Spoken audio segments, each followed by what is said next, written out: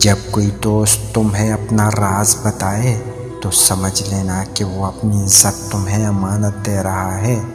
इसमें कभी खयानत मत करना।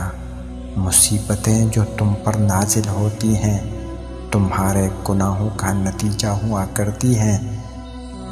खुदा के नज़दीक किसी इंसान की इज़्ज़त जितनी ज़्यादा होती जाती है उसका इम्तिहान भी उस कदर सख्त हो जाता है।